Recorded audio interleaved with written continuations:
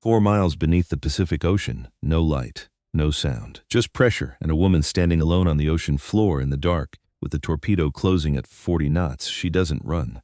She reaches for the device at her feet, a black box that has been sitting here, silent for 11 years, and does something no one in the history of naval warfare has ever done at this depth. She uses it as a weapon on the surface. 4 Navy SEALs are watching the sonar screen, watching the torpedo track curve, watching it detonate. 180 meters off target, one of them says quietly, "She used the black box to kill Torpedo." Nobody answers, because nobody knows what to say. They were sent to protect her. They are only now beginning to understand. She never needed protecting. What they don't know yet is why she is really down there, what she found, what she has been building toward for 3 years in silence, what 11 people died to keep buried, and what one woman was willing to descend into the darkest place on earth, alone, to bring back into the light. The apartment was dark, not because she forgot to turn on the lights, because she preferred it that way. Mara Calloway had been sitting at her kitchen table for 3 hours, a cold cup of coffee in front of her. A folder of title charts she wasn't really reading. Outside the window, San Diego Harbor was quiet. The dock lights made long broken lines across the water. She wasn't anxious, she wasn't scared. She was waiting, and she had been waiting for a long time. The phone rang at 2:14 in the morning. She looked at the screen. Government relay format. 7 digits, anonymous prefix, no carrier ID. She had seen that format before. 7 years ago when they first found her. The same cold string of numbers. The kind of number that doesn't exist in any public directory. She let it ring twice, not because she was hesitant, because she wanted one more second of this. The last moment before everything shifted. The last moment where she was just a woman sitting alone in a dark kitchen by the water. She picked up Calloway. A pause. Then a voice. Clipped professional, reading from something prepared. "This is Commander's Office, NAVS, we have a signal. Pacific Grid, depth confirmed at 4,112 meters. We need your assessment by 0600. She closed her eyes. "Exactly 1 second. Send the coordinates," she said. "I'll be there." She hung up, stood slowly, walked to the window. The harbor was still. A container ship sat dark at the far pier. A single gull moved across the dock lights and disappeared. Somewhere past the harbor, past the continental shelf, past the place where the ocean floor drops away into something older than human memory, something had woken up, or rather, something had always been awake. It had just finally been heard. She had wondered, in the quieter moments of the last 3 years, whether this call would ever come, whether the signal would rise, whether anyone would know what frequency to listen for. She had spent 26 months making sure the answer to that last question was yes. She went to her closet, pulled out a canvas duffel she had packed 6 months ago and never unpacked, set it by the door. Then she went to the kitchen counter and picked up her keys. But she didn't drive to the base, not yet. There was one stop she needed to make first. There's something people don't understand about waiting. Real waiting, not the impatient kind, not the frustrated kind, but the kind that stretches across years. The kind that requires you to wake up every morning and choose again, to hold something carefully inside yourself without letting it show. That kind of waiting changes you. Not in dramatic ways, not in ways other people see, but slowly, quietly. The way water changes stone. Mara Calloway had been doing that kind of waiting for 3 years. She was 27 years old. She had a master's degree in ocean acoustics from Scripps Institution of Oceanography. She worked for NOAA, the National Oceanic and Atmospheric Administration, cataloging deep-water seismic patterns and studying low-frequency sound propagation in the Pacific Basin. She had 3 peer-reviewed publications. She had a small apartment in San Diego with a view of the harbor. She kept odd hours and didn't talk much at department meetings and was generally considered by her colleagues to be brilliant, a little remote, and deeply committed to her work. All of that was true. Just wasn't complete. What her file didn't say, what no accessible record anywhere in any civilian or standard military database mentioned, was that before NOAA, before Scripps, before any of that, she had spent 2 years inside a program that most people in the Navy had never heard of, a unit called RIL. Detachment so classified that its existence was known only to a handful of people above a certain clearance level, and whose members' records were not just sealed from the public, but scrubbed from most internal military systems as well. RIL had one purpose. They trained people to go where no one else could go, not into combat, not into hostile territory in the conventional sense, down, straight down, into the deep ocean, into the part of the planet that humans understand less than the surface of Mars. below the thermocline, below the abyssal plane, into pressures that would collapse a standard submarine hull like a paper cup. The program had run for 4 years. It had trained 11 specialists. It had produced findings that, as far as Mara knew, were still classified at a level she had never been given full access to. And then in early 2023, someone had decided it was over, a signature on a document, a unit dissolved, records sealed, people who had served in it reassigned, reclassified, or simply, on paperist, Mara Calloway had been erased. She had received a letter, formal language. Thanks for your service. Transition assistance available. Please sign the attached non-disclosure agreement. She had signed it, and then she had gone home. Enrolled at Scripps, built a new professional identity from careful, legitimate work, taken the NOAA position, made herself useful, made herself trusted, made herself, quietly and methodically, into the one person who would be called when a signal appeared at a very specific frequency, at a very specific depth in the Central Pacific Ocean. She had spent 26 months embedding a detection parameter into the NOAA monitoring grid, a tripwire essentially. A quiet instruction buried in the monitoring software. If you see this frequency, at this depth, in this quadrant, flag it to me first. She had told herself she was being patient. She understood now that she had been being precise. There's a difference. Patience is waiting without knowing when. Precision is building the conditions so that when the moment comes, you are already exactly where you need to be. The call had come. She was exactly where she needed to be. She drove across the bridge to Coronado. The streets were empty. The ocean moved to her left, invisible in the dark. She drove past the quiet houses, past the old Hotel del Coronado lit up on the waterfront, and turned into a neighborhood of low buildings and mature trees 6 blocks from the beach. She parked outside the Coronado Veterans Care Center at 2:47 in the morning. The night nurse at the front desk was a woman named Patricia. Patricia had worked the overnight shift at the care center for 11 years. She had seen family members come in at all hours. The adult children who couldn't sleep, the spouses who needed to sit with someone for reasons they couldn't fully explain. She had learned not to ask too many questions about why someone needed to visit at 3 in the morning. She looked up when Mara came through the door. "He's awake," Patricia said quietly, sitting by the window. "He has nights like this sometimes." "I know," Mara said. "I won't be long." She signed the visitor log, walked down the dim hallway. The carpet was institutional beige. The lights were turned down to their overnight setting, warm enough to see by, dim enough not to disturb. She passed doors with name plaques and photographs, a wreath on one door, a child's drawing taped to another, the paper slightly yellowed at the edges. She stopped at room 14, knocked softly, opened the door. Walter Hayes was sitting in the armchair by the window, 71 years old, broad shoulders that had not fully given in to age. White hair cut close, the way military men kept it long after they stopped being required to. He was wearing pajamas and a cardigan, dark blue, the color of deep water. His hands rested on the arms of the chair, large, deliberate hands. The hands of a man who had made careful, consequential decisions for most of his adult life. He was looking at the window, not out of it. At his own reflection in the dark glass, he heard her come in. He turned slowly, and then, and this was the thing Mara had learned never to take for granted, the thing she was always quietly grateful for when it happened. He recognized her. "Mara," he said. His voice was low, a little rough but clear and present. She crossed the room and sat in the chair across from him.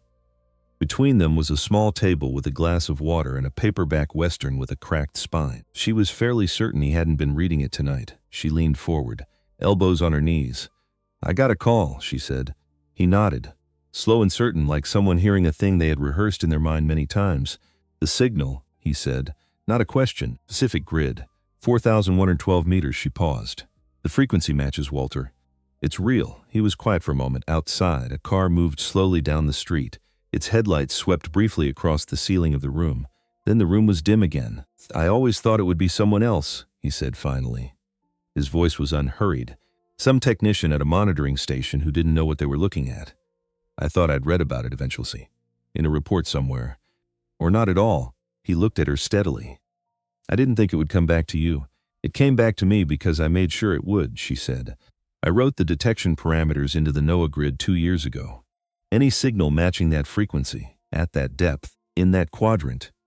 My name's up first." He was quiet, then almost to himself.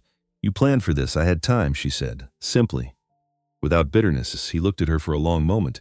There is a particular kind of look that comes with age. Not sadness, exactly. Not pride either. something more complex. Something that carries the weight of years inside it. Years of watching things unfold that you could not stop. Years of holding things that were too heavy to put down and too painful to keep carrying. Walter Hayes had that look. 11 people, he said. Very quietly, 11, she said. He nodded. Once Walter Hayes had served in the United States Navy for 31 years. He had commanded 3 submarines across 3 decades. North Pacific, South Atlantic, the deep cold waters south of Iceland. He had made decisions in those years that kept him awake sometimes. Decisions where the math was right but the human weight of it never fully settled. He was a man who understood consequence. But the night of March 17, 2013 was different from all of those. He hadn't been on the Arlington when it happened. He had been ashore. 3 months retired, he had known the crew, had trained some of the junior officers himself, had sailed with others. When the silence came, when the Arlington simply stopped transmitting and the explanation was filed and the file was sealed and the questions were quietly discouraged, he had known, not guessed. Known, and he had been able to do nothing. For 11 years he had carried that. He reached across the small table now, placed his hand over hers. His hand was warm, slightly unsteady, but deliberate. Go, he said. She looked at him. You don't need me to tell you anything, he said. You already know what's down there. You already know what you need to do. He squeezed her hand once. Firm, brief, go, and bring them home. She sat with him for a few minutes after that, not talking, just sitting together in the quiet room while the night moved around them. The harbor somewhere nearby, the ocean beyond that, and below the ocean, below all of it, 11 people who had never been given a real accounting. She thought about what Walter had told her the first time she had dived deeper than 1,000 meters. She had been 24 years old. A training dive, controlled, supervised. She had come back up from Witten 400 meters with her hands shaking slightly inside the suit. Not from cold, from something else. Something she hadn't had a name for yet. Walter had been on the surface platform when they opened the suit. He had looked at her for a moment. Then he said, the ocean doesn't lie. Everything people want to bury, eventually, sinks down there. And it waits. She had thought it was a metaphor. She understood now he was speaking literally. She said goodbye, walked back down the hallway, signed out, drove back across the bridge toward the naval base with the dark ocean to her left. She did not know, sitting in that car, in that darkness, that when she returned, Walter would not fully recognize her for several weeks. His memory moved like tides now. Some days he knew exactly who she was and what she meant to him. Other days she was a kind stranger who visited and didn't ask him to be anyone he couldn't remember being. She had learned to be grateful for the days the tide came in. Tonight had been one of those days. She drove on through the empty streets. City was asleep around her. She was not. The briefing room was exactly what she expected, fluorescent lights. A long table with chairs on both sides. A projector screen at one end showing a bathymetric map of the Central Pacific. The ocean floor rendered in gradients of blue and gray. The deep trenches shown as near black. The target coordinates marked with a small white circle. 3 people were already seated when she arrived. A civilian intelligence analyst she didn't recognize, a NAVSEA communications officer, and a man in uniform who introduced himself as the mission coordinator without offering a name. They gave her a folder. She read it in just under 4 minutes. The signal had been detected by an automated NOAA sonar buoy 41 hours earlier. Flagged at 11:42 p.m. Pacific Time, frequency 403.7 MHz with a substation coding layer. Depth firmed 4,112 meters by triangulation with 2 secondary buoys. Location, Central Pacific, approximately 800 nautical miles northwest of Hawaii. No shipping lanes. No known underwater infrastructure. No registered activity of any kind in that quadrant. No reason for anything to be broadcasting from that depth, except the reason she knew. She closed the folder. Who else has seen this, she said. Within NAVSEA, 3 people above my clearance level, the coordinator said. The Secretary of the Navy has been informed. It's contained. Why contained? Because we don't yet know what we're looking at. She set the folder on the table. I do, she said. That frequency band with a sub-safe encoding layer is specific to deep event recording systems used on Virginia-class submarines. The depth is consistent with the last confirmed position data. The signal pattern is a continuous low-power broadcast, which means the unit's internal power cell is still active and the recording is intact. She looked at him evenly. You called me because I'm the only person with the dive certification and the direct equipment experience to operate an ADS suit at that depth. That's correct. The coordinator looked at her without expression. That's correct. Then I need full operational authority over the dive sequence. I need 48 hours from deployment to retrieval. I need a support vessel with a functional ADS Mark 7 aboard, fully serviced and calibrated. And I need the acoustic monitoring equipment on that vessel to be fully operational. Not partially, not approximately. Already arranged, he said. USS Langford. Modified research platform. Departs 090 from Pier 12. Security, 4-person SEAL team. Mission protection and surface support. She nodded. She gathered her folder. She did not say, had no intention of saying in this room, to these people, this table, that she had been preparing for this exact exchange for 2 years. That the detection parameters she had quietly embedded in the NOAA monitoring grid were built around this specific signal. That she had known, not hoped, not suspected, that this signal would eventually resurface, and that she had spent 26 months arranging herself into exactly the position where, when it did, she would be the one who answered the phone. None of that needed to be said here. She stood. I'll be on the dock at 0830, she said. The USS Langford sat at Pier 12 in the pre-dawn gray. It was not a warship. It looked like what it officially was, a research vessel. Gray-hulled, low profile, about 180 feet long, with a reinforced dive platform at the stern and a cluster of sensor antennae above the bridge. It had been modified over the years for operations that didn't appear in the public record. The below-decks instrument room was twice the size it should have been for a vessel this class, and the power system had been upgraded to handle the kind of draw that a pressurized dive operation required. It smelled of salt water and machine oil. She arrived at 0827. The SEAL team was already on deck. She saw them from the bottom of the gangway. 4 figures in plain civilian clothes, tactical pants, unmarked jackets, but carrying themselves with that particular stillness that comes from serious training.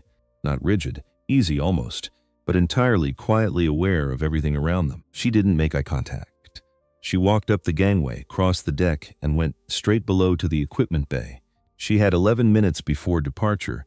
The ADS Mark 7 stood in its storage cradle at the center of the equipment bay. It was an imposing piece of machinery, a rigid articulated suit roughly the shape of a human body, built from aluminum alloy and high-density composite. The joints at the knees, hips, shoulders, and elbows were mechanical systems designed to maintain full articulation under pressures that would otherwise make movement impossible. Thruster packs on the torso and calves provided limited mobility at depth. The helmet integrated lighting, sonar, communications, and a heads-up display showing depth, pressure, internal atmosphere, and navigation. The whole unit weighed over 500 pounds. Most civilian operators spent at least 20 minutes just learning the locking sequence on the entry port before they were allowed to touch anything else. Mara started at the helmet seals and worked down. Joint seals, 1 through 14, pressure relief valves, internal atmosphere backup, communications array, all 4 channels, thruster fuel cells, charge level, connection integrity, lighting systems, emergency beacon, the entry port lock sequence, the external camera array. She was running her hand along the left shoulder joint, checking the torque resistance on the secondary seal housing, when she heard someone stop behind her. She didn't turn around. That's an ADS Mark 7, male voice. Measured. Watching, yes, she said. Standard civilian familiarization protocol is 8 hours minimum before any operation. I'm aware. She moved to the right shoulder.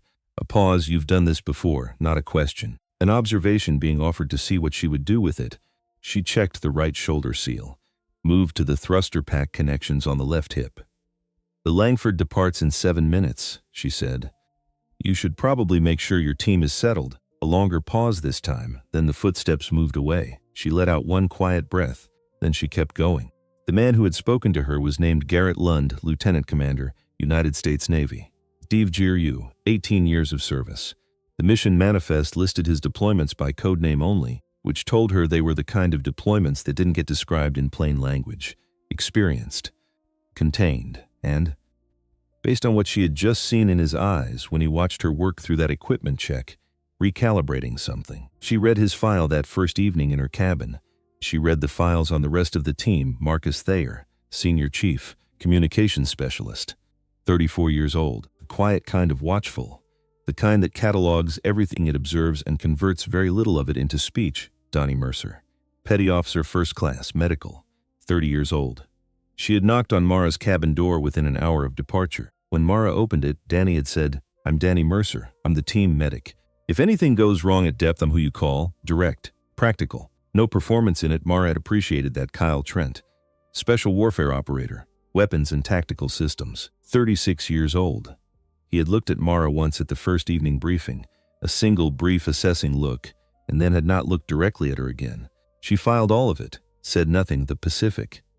In the part of the ocean they were crossing, vast in a way that resists description. It isn't just large, it is indifferent. Stretched heads every direction to the horizon with nothing to interrupt it. No land, no ship, no variation in the gray-blue surface. The sky above it is enormous. Silence, even with the ship's engines running steady below your feet, has a texture to it. A weight. Most people find the open Pacific unsettling.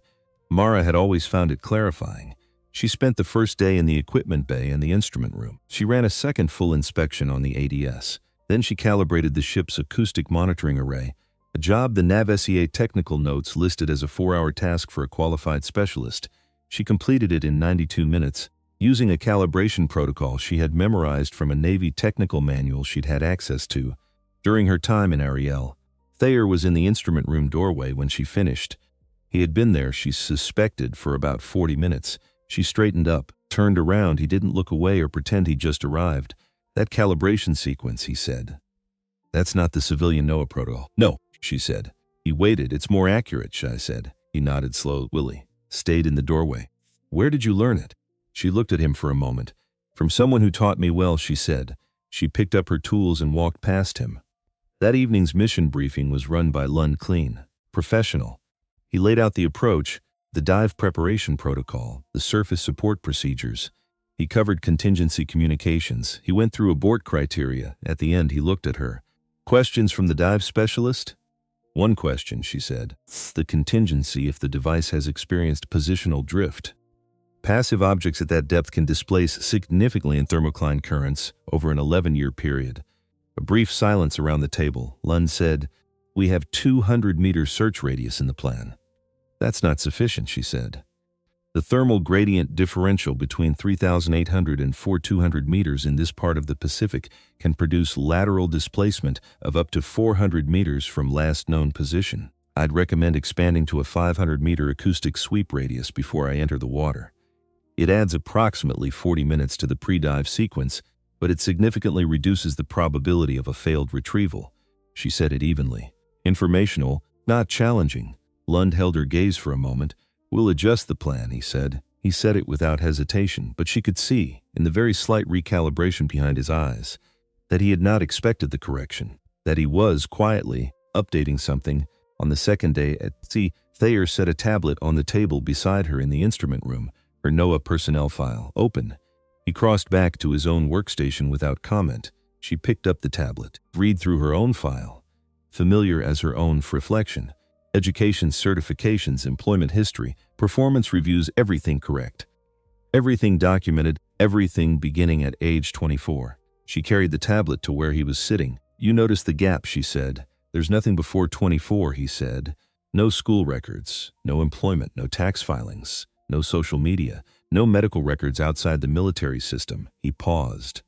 "Nothing, correct," she said. He looked at her. "It is what it is," she said. She set the tablet back down. "Nobody has a file that cleaned by accident," he said, quiet and even, not accusing, just precise. She walked back to her workstation. "No," she said, "they don't." That night, Lund used his secondary secure device. He went into the JAG archive, not the standard personnel database, but the deeper layer, the historical records system that held documents going back to the early Cold War. Search for the signal frequency. 403.7 MHz subsafe encoding. He cross-referenced it with equipment specifications. One document, NAVAL-C Systems Command, 2011. Technical specification for deep water event recording units used aboard Virginia-class attack submarines, not aircraft black boxes. Not civilian maritime equipment, submarine recorders. He pulled the Pacific Fleet deployment records for 2013. Searched for any Virginia-class boat with any kind of incident report, any anomaly, any gap in the records. Arlington SSN 785 Virginia-class. Commission 2013. Status: active. Homeported Naval Station Norfolk. He checked the Norfolk port logs. Arlington was currently listed at pier. Operational and accounted for, so the submarine existed. Was fine. Was docked in Virginia, but something broadcasting on its internal recording frequency was on the floor of the Pacific Ocean. Sat with that for a long time. He searched the hull number in the JAG archive, US Arlington, SN 785. Record sealed. Compartment access rekeeled. He stared at the screen, a working submarine, currently operational, and its own historical records were locked above his clearance level. There is a feeling that experienced military officers develop over years of work. A feeling that doesn't have a clean name, but that every serious operator eventually learns to trust. It's not intuition exactly. It's the accumulation of pattern recognition. The moment when the facts in front of you are each individually defensible, but the picture they make together is not. He was in that moment. He thought about Mara Calloway, the equipment check, the calibration sequence, the search radius correction. The way she had looked at him in the equipment bay, not nervous, not eager to impress, just waiting for him to finish speaking so she could get back to work. Thought about the empty years. He thought about the sealed file.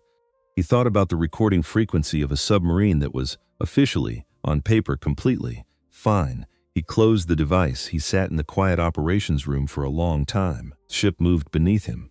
The ocean pressed dark and enormous around it. Then he got up, walked down the corridor, stopped for a moment outside her cabin door, didn't knock, moved on. Danny Mercer found Mara on the aft deck just after 2200. The sky was clear. Stars thick overhead, the kind of sky you only see far from land, far from any light source, in the middle of an ocean so vast that civilization feels like a rumor. Ship's wake spread out behind them, phosphorescent white in the darkness. The water moved around them with the patient, enormous rhythm it had maintained for millions of years before any of them were born. Danny came out with 2 mugs of coffee. She handed one to Mara without asking if she wanted it. They stood at the rail. Drank. Didn't talk for a while. You're not nervous, Danny said finally. It wasn't a challenge. Just an observation. The same way a good medic makes observations. Calm, interested, without judgment. No, Mara said. Most people would be, Danny said. Going down 4,000 meters alone. Mara looked at the water. I've been deep before. How deep? A beat. Deep enough. Danny sipped her coffee. The ship creaked softly.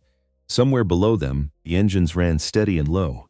Can I ask you something? Danny said. Yes, why you? She said. There are Navy divers. There are research submersibles. There are people whose entire job is deep retrieval operations. She paused. Why is it a NOAA acoustics engineer who gets the call? Mara was quiet for a moment. This was a fair question. It was also a question she had prepared for. Not because she planned to lie, but because she had thought carefully about what was true and what was sayable, and where those two things overlapped. Because the signal is in a frequency range I specifically study, she said.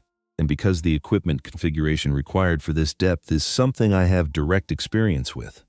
I'm a technical match. Danny nodded slowly. She seemed to be turning that over, checking it from different angles the way a careful person checks something before they accept it. That's a thorough answer, she said. Yes, it's also not the whole answer. Mara looked at her. Danny wasn't watching her accusingly. She was watching her the way she probably watched patience, steadily, with patience, waiting for what the surface concealed to show itself in small ways. Mara turned back to the water. She was quiet for a long moment. I'm afraid of being too late, she said. Her voice was steady. Low, not of the depth, not of anything that could happen to me down there. She paused. There's something at 4,112 meters that has been waiting for 11 years, and I'm afraid of being the person who could have gotten there sooner. And didn't. Danny didn't say anything for a moment. The phosphorescent wake spread out behind the ship and slowly dissolved into the dark water. What's waiting down there? Danny said. Mara looked at her. 11 people, she said, and the truth about what happened to them. Danny was still. She didn't push, didn't press, didn't ask for more than Mara had offered. She just held the information quietly, the way a good person holds something serious, carefully, with both hands, without dropping it or throwing it. They stood there until their coffee was cold. Then Danny said quietly, whatever is down there, I'll be on that deck when you come back up. It was a simple thing to say, a practical thing, but Mara understood it for what it was, a commitment. The kind that didn't need ceremony. Thank you, she said. Danny went back inside. Mara stayed at the rail. She thought about Walter, about his hands on the armrests of the chair in that dim room in Coronado, about the way he had said go, not with drama, not with urgency, just with the quiet weight of a man who had waited 11 years to say it. She thought about 11 people. She thought about the darkness below her, about 4,112 meters of water pressing down on whatever was sitting on that ocean floor, pressing with the indifferent geological patience of the deep sea. About the cool down there and the silence and the absolute black that no light ever reached. And she thought about what Walter had told her years ago, about what the ocean keeps, about how the deep water doesn't destroy the things that sink into it. It preserves them, holds them perfectly still. In the cold and the dark and the pressure, things survive down there that would decay in weeks on the surface, including the truth. She reached into the pocket of her jacket, pulled out a small object, held it in her palm. It was a challenge coin, old, the edges worn smooth from years of handling. On one face, an anchor with wings, the insignia she had been issued the day she completed her aerial certification dive. On the other face, 11 names, laser engraved in small, precise letters, circle around a single word, remember. She had carried it for 3 years.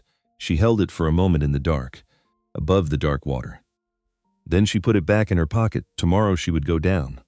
Tomorrow she would find what they had tried to bury at 112 meters, and she would bring it back up into the light. Back in the operations room, Garrett Lund was still awake. He had the mission file open.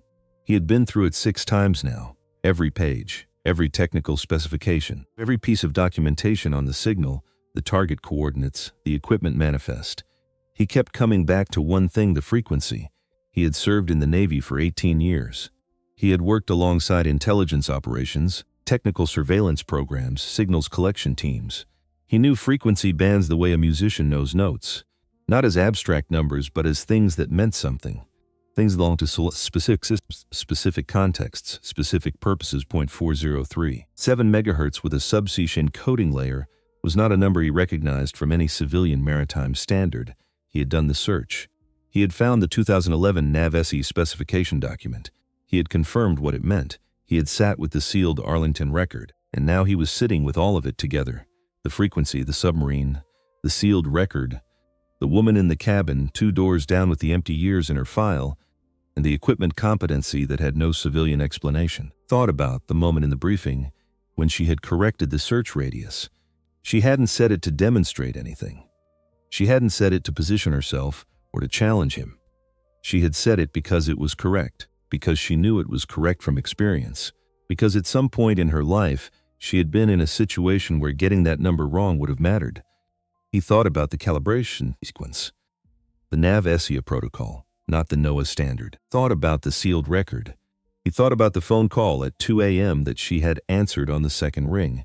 He put the file down. He looked at the overhead for a moment. He had commanded people in difficult situations for a long time. He had learned, the hard way, as most things worth knowing are learned, that the people who performed best under pressure were not always the people who performed best in the briefing room. That competence showed itself in particular moments, that the quality that actually mattered, when the conditions were extreme, was not strength or aggression or even technical skill. It was something quieter than that: control, the ability to remain who you were when everything around you was working to make you into someone else. He had seen that quality in people a handful of times in his career. He had seen it this morning in the equipment bay, in the way she had moved through that ADS inspection, in the way she had answered his observation, "You've done this before." By not answering it at all and going back to work, he exhaled slowly. He closed the mission file. He was going to let her dive tomorrow, not because he had been ordered to. He had been ordered to protect her and support the operation. He could have raised questions that would have delayed the dive. He could have escalated to NAVSEA and bought another 48 hours. He was not going to do that, because whatever Mara Calloway was, and he understood now that she was not what her file said she was going down to that depth for a reason that was larger than this mission, a reason that had been driving her for years. He didn't fully know what it was yet, but he understood one thing clearly. She was not the person he had been sent to protect. She was the person the mission depended on. He turned off the light in the operations room, walked down the corridor. Ship moved around him, steady and quiet. The Pacific pressed against the hull from all sides. 500 feet of water above the seafloor here, give or take. Shallow, compared to where they were going. He went to his cabin. He lay down on his bunk without undressing. He looked at the ceiling. Tomorrow she would go down, and whatever had been waiting at 4,112 meters, whatever signal had been broadcasting steadily and patiently into the dark for 11 years, waiting for someone who knew the right frequency to listen, would finally have someone coming to answer it. He just didn't fully understand yet what that meant. He understood.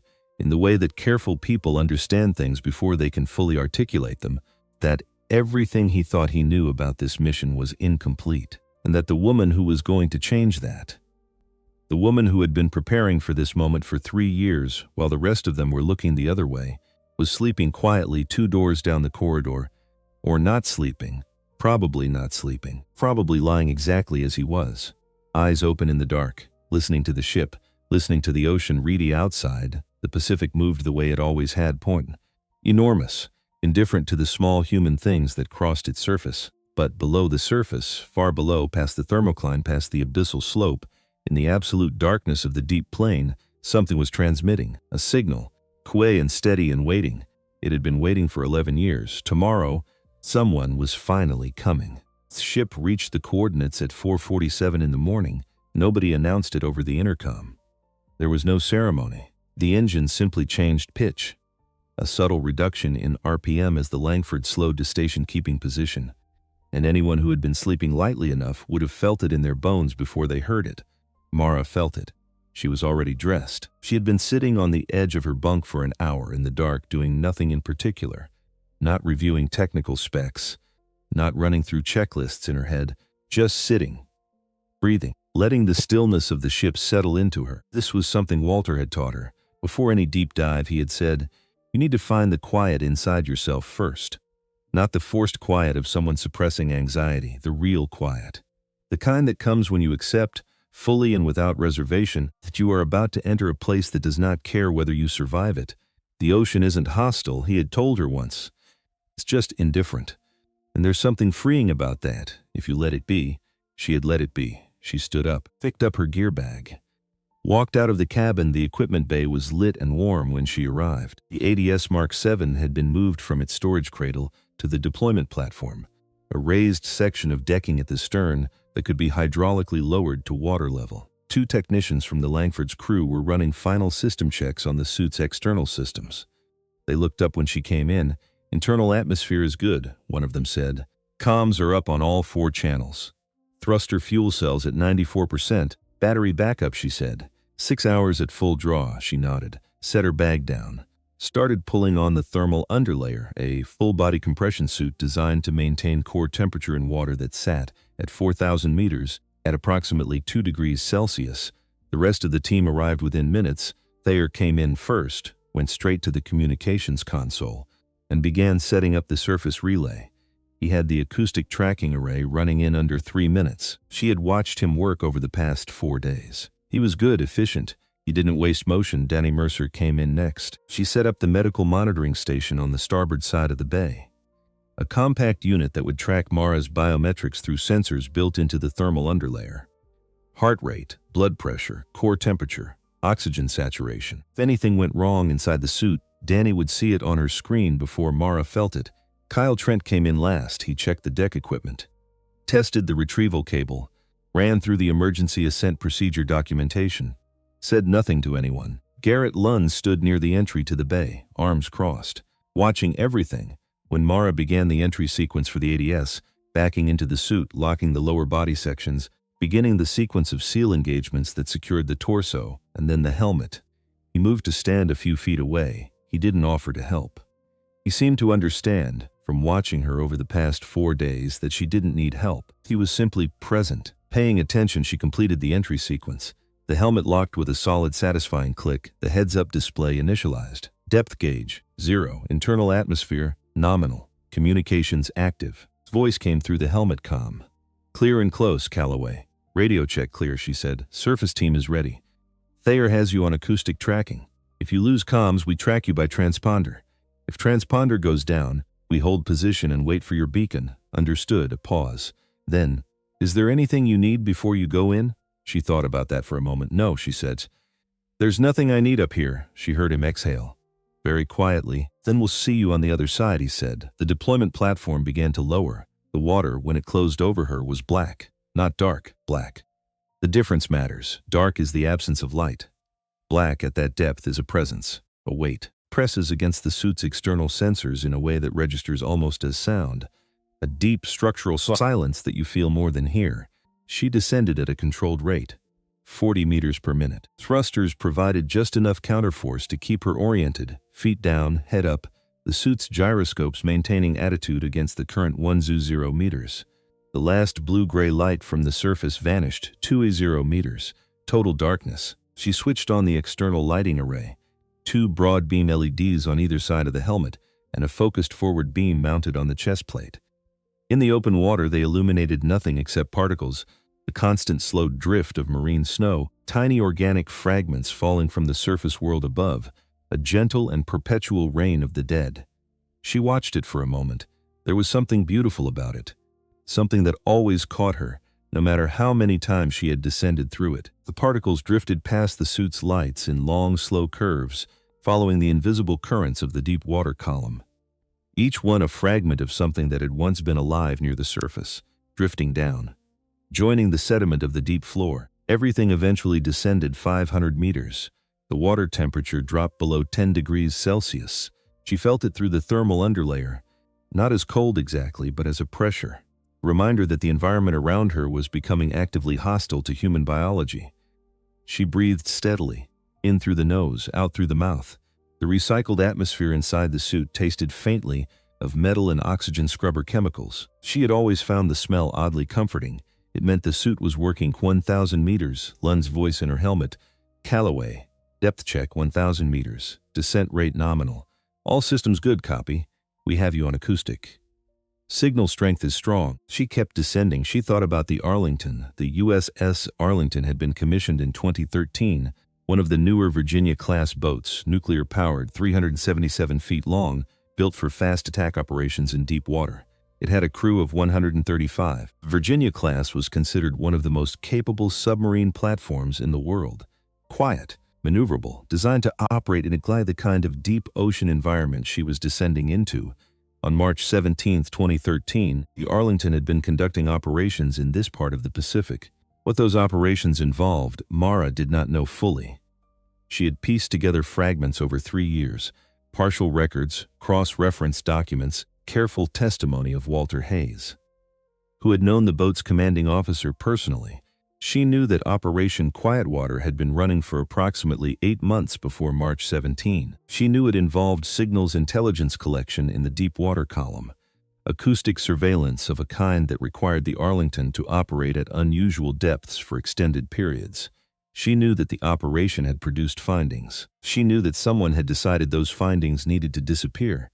She knew that 11 people had been inside the Arlington when that decision was implemented. The official record said nothing. The official record, in fact, didn't acknowledge that anything had happened to the Arlington at all. The boat was operational. The boat was docked at Norfolk. Everything was fine. Everything had always been fine. She breathed 2,000 meters. The pressure outside the suit was now approximately 200 atmospheres. Enough to crush an unprotected human body instantly. The ADS held. The seals held. The mechanical joints moved smoothly through the small corrections she made to maintain orientation. She thought about the 11 names on the coin in her jacket pocket, up on the ship. In the cabin she had left clean and ready to return to. I'm coming, she thought, not as a promise to the dead.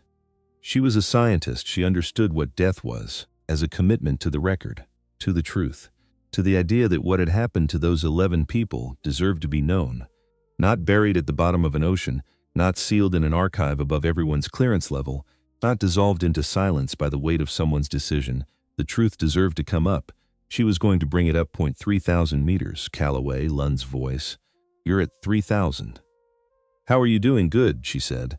Suit is nominal. I'm starting the acoustic sweep for the target. She activated the forward sonar array, a set of acoustic sensors built into the chest plate that could map the seafloor ahead in a 500-meter radius. Display in her helmet populated slowly with a three-dimensional rendering of the ocean floor below her. Flat, silted, featureless in the way that truly ancient places are featureless. The texture of a surface that has not been disturbed in geological time. And then, on the sweep, 340 meters northeast of her current position, a hard return, something solid. Something that did not belong to the natural geometry of the seafloor. She adjusted her descent angle slightly. Move toward it. Surface, she said. I have a contact on the acoustic sweep, 340 meters northeast, bearing 047. I'm adjusting approach, copy, Lund said. We see it on the relay. Moving toward the contact, yes, 3,500 meters. The water temperature was now less than 3 degrees Celsius. Darkness outside the suit was total and permanent. No light from the surface had reached this depth since the ocean formed. The only illumination was her own, the LED arrays painting a small cone of visibility ahead of her, the rest of the world invisible. She had always found a strange peace in this. Up on the surface, the world was loud and complicated. There were files and briefings, and people who looked at her with the careful eyes of people trying to figure out what she was. There were things she could say and things she couldn't say, and the constant management of the distance between those two categories. Down here, none of that existed. Down here, there was only the descent, the pressure, the silence, and the simple, physical fact of moving towards something 3,800 meters. She could see it now. Not clearly, not yet, but the forward beam caught the edge of it. A shape in the sediment below her. Dark against dark, but with the particular solidity of manufactured object against natural seafloor. Hard angles in a world of soft curves. Her heart rate, steady at 68 beats per minute for the entire descent, ticked up to 71. She kept descending. She touched down at 4,112 meters at 7:23 in the morning. Pacific time, the landing was soft. The sediment at this depth was fine and silted. Millennia of accumulated marine snow compressed into something with the texture of talcum powder. Suit's feet sank slightly, then held. She adjusted the thrusters to neutral buoyancy and stood on the floor of the Pacific Ocean. She stood still for a moment. There is something that happens when you stand on the deep ocean floor, something that isn't in any training manual and can't be prepared for. It's the weight of it. Not the pressure, the ADS handled that, but the knowledge of where you are. Fact of standing in a place that has been dark and silent and untouched since before human beings existed. A place so remote from the surface world that the concepts of day and night, weather, politics, fear, all of it becomes theoretical. You are, at that depth, alone in a way that is difficult to describe to anyone who hasn't felt it. Mara let herself feel it for exactly 10 seconds. Then she turned on the full forward lighting array and looked at what was in front of her. The device was 11 meters ahead of her. It had settled into the sediment at a slight angle, maybe 15 degrees off vertical, which suggested it had drifted slightly from its original landing point during the descent. Sediment around it was undisturbed except for a subtle compression ring at its base, the record of its impact with the seafloor 11 years ago. No marine growth on its surface. At this depth and temperature, biological fouling was minimal. It's approximately the size of a large suitcase. It was black, not the orange of a commercial flight data recorder, not the yellow of a standard maritime emergency beacon. Black, matte, non-reflective, with a housing that she recognized immediately from the Ariel technical training she had received in 2021, subscribe-safe recording device Type 7, Virginia-class configuration. She moved toward it carefully. The thrusters kept her balanced. Footsteps in the sediment were slow.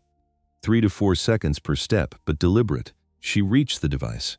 She crouched in front of it, the suit's knee joints moving smoothly under the hydraulic assist, and brought her forward lighting to full intensity. On the side of the housing, just above the data port access panel, a mounting identification plate, titanium, rated for indefinite deep water exposure. She used the suit's arm-mounted UV light, a secondary tool included for material analysis, and played it across the plate. The letters appeared slowly, pale against dark. U.S. Airlinkson, SN 785 Deep Water Event, Requisite Type 7, Phi 004.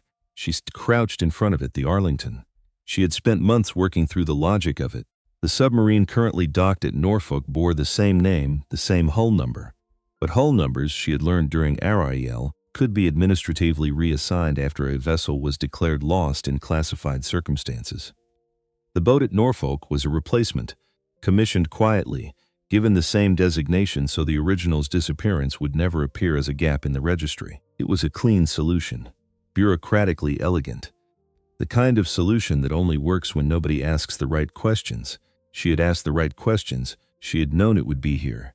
She had spent 3 years building toward this moment. She had prepared for every technical contingency. She had run the calculations. She had embedded the detection parameters. She had arranged herself, carefully and deliberately, into the position of being the person who answered the phone. Still, seeing those letters in front of her in the absolute silence and darkness of 4,112 meters, something moved in her chest that she had not fully anticipated. It was grief, mixed with something that wasn't quite relief but was adjacent to it. Factually found it. She reached for the data retrieval port. Surface, she said. I have the device. Confirmed ID. USS Arlington, SSN 785. Subsafe Type 7, Serial 004. Initiating data retrieval sequence, a pause on the comm. Then Lund's voice. Copy, Calloway. Confirmed ID on Arlington, another pause. How does it look? Intact, she said. Excellent condition. 11 years at this depth in near freezing water. The housing is perfect. The data cell should be fully preserved. She opened the access panel. Connected the retrieval cable from the equipment pack on her suit's left hip. The device's indicator light, dormant since its power cell had dropped to minimum broadcast mode, pulsed once, twice, then held steady. Act. Connected. Transferring. Transfer initiated, she said. Estimated time, 14 minutes. Copy. Standing by, she settled into a waiting position, suit thrusters holding her stable, sediment undisturbed around her, and watched the transfer progress indicator in her helmet display tick upward. 1%, 2, 3. She was at 7% when Thayer's voice came through the comm. Not calm, not his usual measured delivery. Something else, Calloway, a beat. We have a contact. She heard the change in his voice immediately. What kind of contact? She said. Acoustic. Underwater. Moving fast from the northwest, bearing 312, approximately 6,000 meters out and closing. A pause she didn't like. It's not biological. She processed that point 6,000 meters out. Moving fast. Non-biological acoustic signature. Speed, she said. Approximately fort. She stayed completely still. The fortsets. Underwater. Non-biological. That's an active homing torpedo, she said. Yes. Thayer's voice was controlled now, but flat in a way that meant he was working hard to keep it that way. Mk-48 profile. Active sonar homing. Current track puts intercept at your position in approximately. A brief pause. 6 minutes 40 seconds. She looked at the transfer indicator. 8%. She did the calculation instantly. 14 minutes for full transfer at current rate. She had 6 minutes 40 before intercept. She could abort, disconnect, attempt emergency ascent. But at 4,112 meters, full emergency ascent took a minimum of 90 minutes to avoid fatal decompression injury.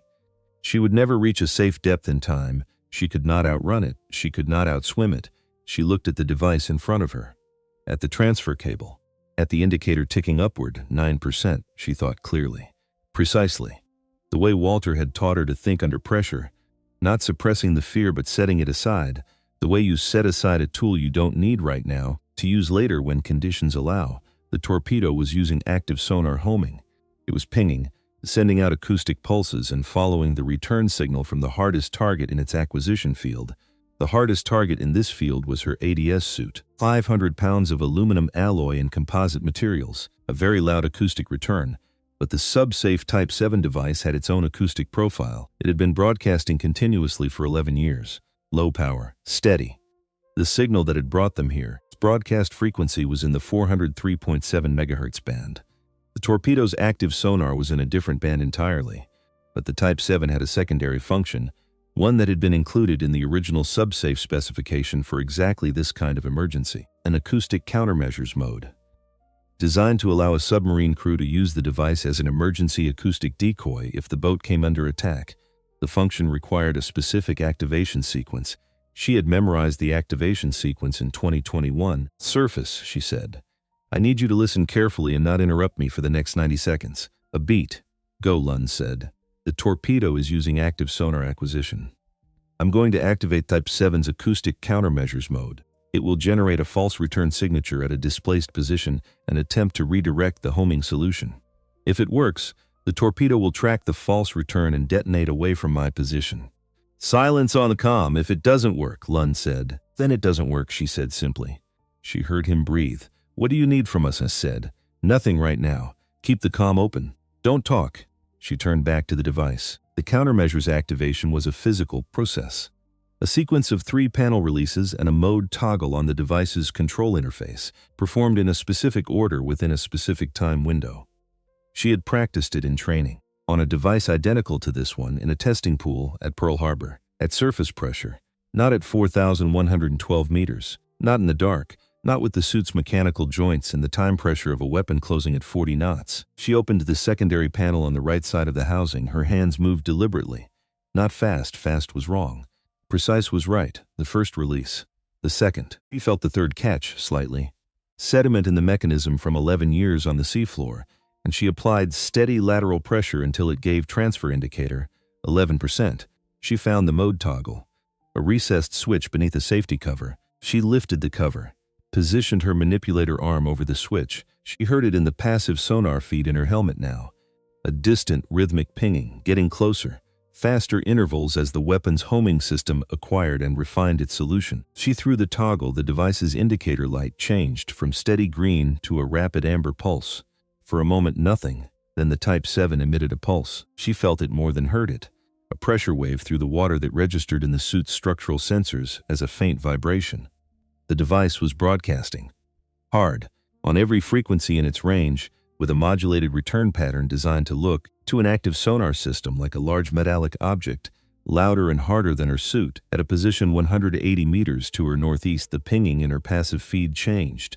It shifted, the interval changed. The bearing changed. The weapon was turning. She watched the acoustic display in her helmet. The torpedo's track curving away from her position, swinging northeast, following the false return like a needle following a magnet. She did not move. She did not breathe for 11 seconds. Then, from 180 meters to her northeast, the ocean floor erupted. She felt it as a pressure wave first, a wall of force that hit the suit hard enough to register on the structural load sensors. Then the sediment around her rose in a slow, enormous cloud as the shock wave propagated through the deep water and reached her position. Her world turned to white static for approximately 4 seconds, then it cleared. The suit was intact. The seals held. All systems nominal. Transfer cable was still connected. She looked at the indicator, 14%. She exhaled. Surface, she said. The countermeasure worked. Torpedo has detonated. I'm intact. Transfer is continuing. The comm was silent for several seconds. Then Lund's voice. Very controlled, very quiet. Copy, Calloway. You're intact. A pause. What just happened? I used the device's countermeasures function to redirect the torpedo's homing solution, she said. It detonated on the false return approximately 180 meters from my position. Another pause. You used the black box to kill the torpedo, he said. Yes. She heard something that might, on another occasion, have been the beginning of a question. He stopped it. Are you injured? No. Equipment status? All nominal. Transfer at 14%. Approximately 10 minutes remaining. A very long pause. Then, copy, standing by. She didn't know what was happening on the ship. She found out later. In the 90 seconds between Thayer's contact report and the torpedo detonation, several things occurred simultaneously aboard the Langford. Thayer tracked the incoming weapon on the acoustic array and relayed Mara's countermeasure instructions to Lund. He followed them precisely, kept the comm open, stayed off the channel, gave her the space she had asked for. Danny Mercer watched the biometric feed from Mara's underlayer sensors. Heart rate, 74 beats per minute, elevated from the dive baseline of 68 but not dramatically. Breathing rate, controlled. Core temperature, holding. She watched the numbers the way a medic watches numbers, knowing that what they showed wasn't the whole story, but trusting them anyway, because they were what she had. The numbers stayed steady. Kyle Trent. 60 seconds between Thayer's report and the detonation, disappeared from the equipment bay. Nobody noticed immediately. There was too much happening. Thayer was at the acoustic console. Danny was at the biometric station. Lund was on the comm. The two ships' technicians were watching the deployment cable. It was Danny who noticed first. After the detonation. After Mara's voice came back on the comm saying she was intact. After the immediate crisis passed and the bay's collective held breath released. She turned to say something to Trent. He wasn't there. She walked to the door of the equipment bay. Looked down the corridor. No Trent. She walked quickly to the communications room. Empty. She went aft to the secondary equipment locker. Empty. She went forward to the bridge. She found him in the satellite communications room, the small compartment off the main corridor that housed the ship's backup satellite uplink. He was at the console. He had a small personal transmitter, no larger than a pack of cards, connected to the auxiliary port. He was typing a transmission sequence. She stood in the doorway. He heard her, turned. They looked at each other for a moment. Danny, he said. His voice was level. What are you transmitting? She said. He didn't answer. She stepped into the room. He didn't move to stop her, which told her something. Either he was done with what he was doing, or he had decided that stopping her wasn't worth what it would cost. She reached past him and looked at the console screen. The transmission log showed a brief outgoing burst. 11 seconds encrypted on a frequency she didn't recognize. He disconnected the auxiliary port. She took the personal transmitter out of his hand. He let her take it. "Come with me," she said. He came. She brought him to the main corridor. Lund was coming out of the equipment bay. She held up the transmitter. Lund looked at it. Then at Trent. "Where did the transmission go?" he said. Trent looked at him steadily. He didn't answer for a long moment. Then he said, "The people who sent the torpedo, they'll know it failed now. They'll know the retrieval is still in progress." He paused. "I didn't have a choice, Commander." "You had a choice," Lund said quietly. "You made it." Trent said nothing else. Lund had him secured in his cabin within 3 minutes. Then he went back to the equipment bay, stood at the comm console, listened to the transfer progress from 4,112 meters below. Thayer was beside him. "The torpedo came from a submarine," Thayer said quietly. "Not a question." "Yes." "There's no submarine on the surface contact picture." "No," Lund said. "There wouldn't be." He looked at the acoustic tracking display. The faint signal of Mara's transponder, steady and green, at the bottom of the depth readout. Thought about the sealed Arlington record. He thought about Trent's transmission. He thought about the order that had come in 2 nights ago from Vice Admiral Harlan Moore. Abort the mission. Return to port immediately. He had not responded to that order. He was going to have to think carefully about what that meant, about what came next, about the weight of what was rising very slowly from 4,112 meters, but not yet. Right now, he needed to wait. He was very good at waiting when the situation required it. Stood at the console, and he waited. The transfer completed at 7:58 in the morning. The indicator in her helmet went from 99% to 100%, and the device's amber pulse slowed and steadied back to green. 94 minutes of data fully transferred, compressed, encrypted, stored in the retrieval module on her equipment pack. She disconnected the cable. She placed her manipulator hand on the top of the device for a moment. Just for a moment. The gesture meant nothing technically. The device didn't know she was there. Data didn't know it had been found. But she needed to do it anyway. "Got you," she thought. Finally, then she activated the ascent thrusters and began to rise. The ascent was slower than the descent.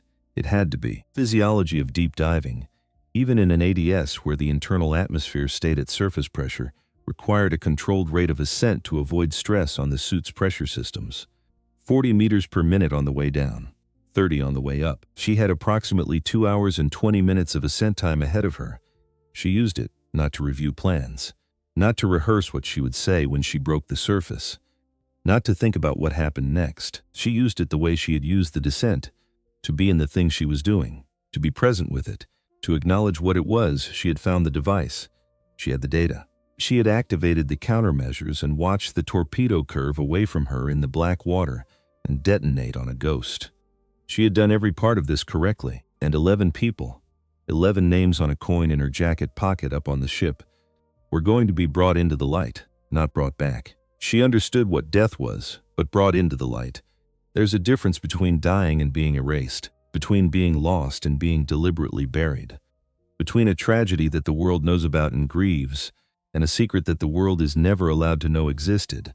11 people had been given the second kind of death. She was going to give them back the first kind. She passed 3,000 meters. Lund's voice, "Calloway, you're at 3,000 meters. Ascending nominally. Copy," she said. "All systems good. Transfer complete and secured. A beat. Good," he said. Just that. She could hear something in his voice now that hadn't been there this morning. Not exactly different, but additional. Like a man who had spent 2 hours standing at a window watching a storm pass and was still standing there, not quite ready to step away. "Lund," she said, "what happened up there while I was down?" A pause. "Trent," he said. He transmitted. "We found him in Skirkum." She absorbed that. "Who did he transmit to?" she said. "Unknown yet." Encrypted burst. "The torpedo came from something underwater in the northwest. Something that isn't on any surface picture." She kept ascending. "Was anyone hurt?" she said. "No. Everyone is fine." A pause. "We also received an order 2 days ago. Abort the mission. Return to port." I didn't respond to it. She was quiet for a moment. "Who sent it?" "Vice Admiral Harlan Moore." "Vice no." The title settled over her like cold water. Vice Chief of Naval Operations. She had known his name for 3 years. She had known, from the fragments she had pieced together, that the decision to bury the Arlington had come from high. She had not known exactly how high. She had suspected. She had built her plans around the suspicion.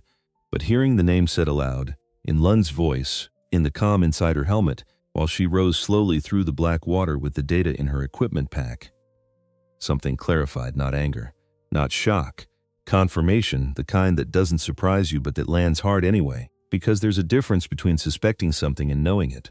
More, she said. You know the name, Lund said. It wasn't a question, I know the name, she said. She kept rising, 2,000 meters. The water was still black, still cold. Something had changed in the column, the faintest suggestion, more felt than seen, of the vastness above. The knowledge that the surface existed, that the world of light and air and human voices was up there. Waiting, Calloway, Lund said. When you get up here, I need you to tell me everything. I will, she said.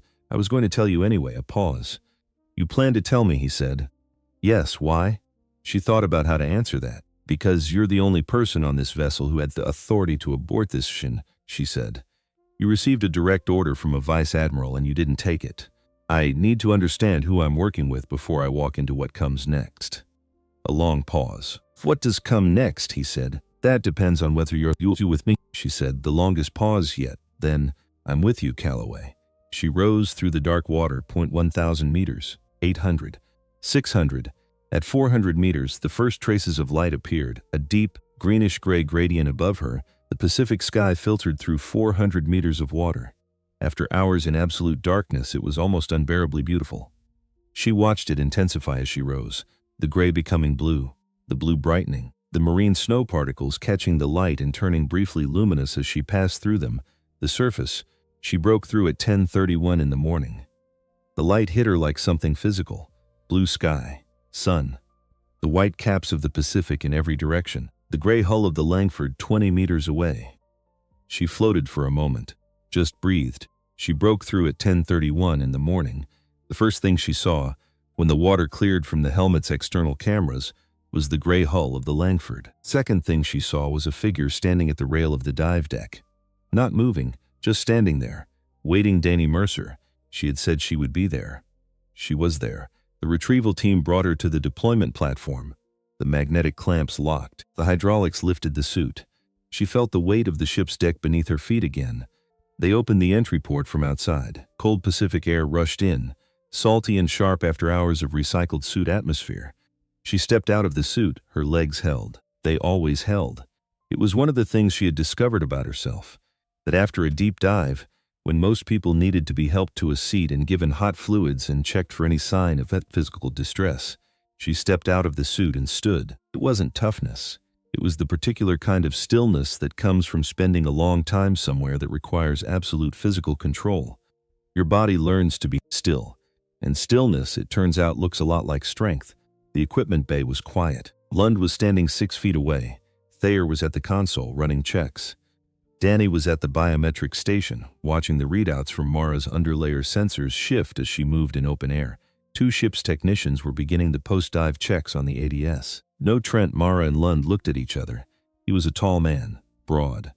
The kind of physical presence that came from years of serious physical training maintained as discipline rather than performance. He had blue eyes that were, she had noticed over the past 4 days, very still. The eyes of someone who observed carefully and revealed very little. Right now they revealed something, not uncertainty, but the look of a man who had been running his assessment of a situation and had arrived at a result he hadn't expected. She reached into the equipment pack on the suit and removed the retrieval module, held it up. A small black rectangle. Unremarkable. 94 minutes of audio from the deep event recorder of the USS Arlington. We need a secure space, she said. A laptop that's not connected to any network, and we need to do this before anyone else gets a chance to intervene. He nodded once. Follow me, he said. She followed him to the small chart room off the main operations space.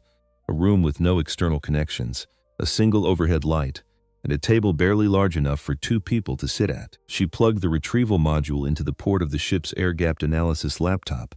The decryption required a 12-character key. She typed it from memory. Didn't hesitate. The files opened. The recording was divided into segments. The Type 7 logged data in 15-minute blocks. She sorted by timestamp, found the block she had been looking for 3 years, March 17, 2013, 2:31 to 0246. She looked at Lund, he looked at the screen. She pressed play. The audio quality was imperfect. 11 years in the deep Pacific had not damaged the data cell, but the original recording conditions, the acoustics of a submarine interior, multiple voices, some at distance from the device, created a layered, slightly compressed sound, but the words were clear, a voice. Command authority in it, clipped and certain. Speaking to someone on a secure channel. Confirm receipt of authorization from VCNO. Proceed with termination of quiet waiter protocols. Full no survivors. A pause. Another voice closer to the device. One of the Arlington's crew. Sir, that means the crew is still. I'm aware of what it means. The order stands. Execute. A longer silence. Then a third voice. Different from the others. Calmer. Speaking with the careful deliberateness of someone who knows they are being recorded. Who is making a choice about what the record will contain. My name is Lieutenant Commander David Rice. Executive Officer, USS Arlington. Time is 042 Martin 17/28/13. We are at 4,100 meters in the Central Pacific. I am recording this because I believe it constitutes a lawful order to commit an unlawful act. The command originated with Vice Admiral Harlan Moore, VCNO. The operation designation is Quiet Water.